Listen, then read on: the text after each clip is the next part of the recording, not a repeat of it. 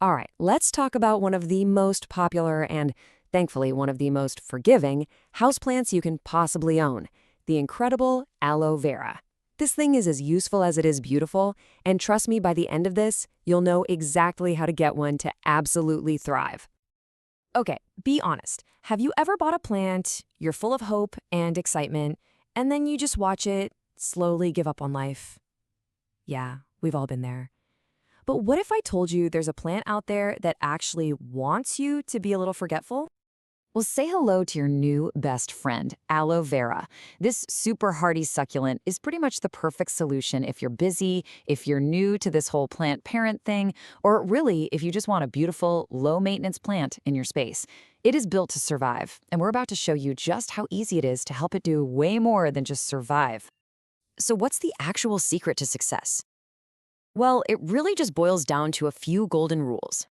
If you can get these right, you're basically guaranteed to have a happy, healthy plant. Here they are, the big three: the right light, the right soil, and the right watering. It sounds super simple, and you know what? It really is. This is not some high-maintenance drama queen of a plant. This is a plant that pretty much knows how to take care of itself. It just needs a little bit of help from you. Let's break this down. For light, you want to think bright, but not scorching hot. You know, that harsh afternoon sun can actually burn its leaves. Temperature-wise, it loves it warm. Somewhere between 55 and 80 degrees Fahrenheit is perfect, but it absolutely hates the cold. And then there's the soil, which is so important.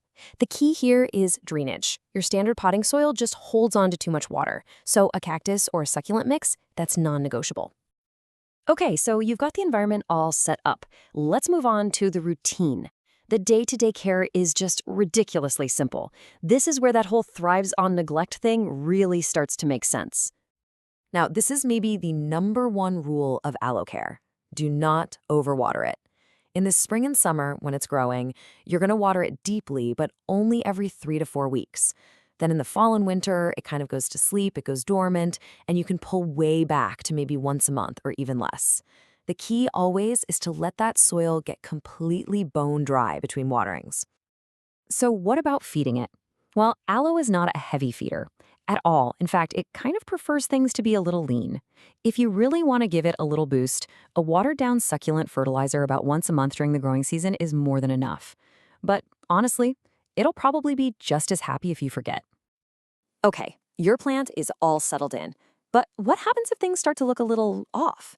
And even more exciting, what about making more aloe plants for free?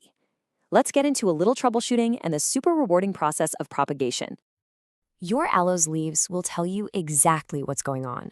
If you see yellow leaves, that's almost always a sign of too much water. The fix is easy. Just stop watering and let it dry out. See some brown, crispy tips?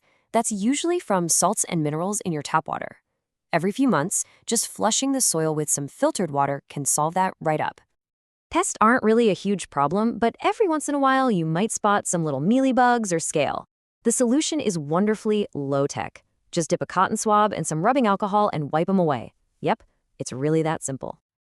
And now for the really fun part. A happy aloe plant will start producing these little babies, we call them pups, right around its base. You can gently pull them apart, let the cut end dry out for a day or two so it forms a callus, and then just pop it in some dry cactus soil. And here's the pro tip. Wait a whole week before you give it any water. This actually encourages the little pup to send out new roots to search for moisture. So you've cared for your plant, you've kept it healthy and happy, and now it's time to get the reward. Let's talk about how to safely harvest and use that famous soothing aloe gel that's inside.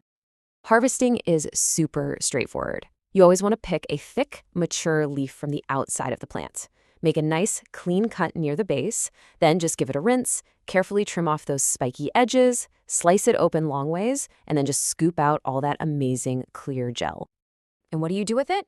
Well, the most famous use, of course, is for soothing sunburns and minor skin irritations. It feels absolutely incredible. Some people even blend a small amount into their smoothies for the health benefits, but you definitely want to do that in moderation. Oh, and remember, fresh is definitely best. Once you've harvested it, that raw gel only lasts for about 7 days in an airtight container in the fridge. So really, just take what you think you're going to use soon. Beyond all its practical uses, let's not forget that this is just a gorgeous plant. Its strong architectural shape adds such a modern, vibrant touch to any room. And as a little bonus, it's also known to be a great air purifier. It's really the whole package, beauty and function, all in one. So if you forget everything else, just remember these 3 keys to success. Give your aloe lots of bright, indirect light, water it deeply but only when the soil is totally dry, and make sure you plant it in a well-draining cactus mix. That's it. That is the formula for a happy aloe. So there you have it, the complete guide to growing a happy, healthy aloe vera. It's a plant that can soothe your skin, clean your air, and add a perfect touch of green to your life, all while asking for almost nothing in return. The only question left is, what are you and your aloe going to do together?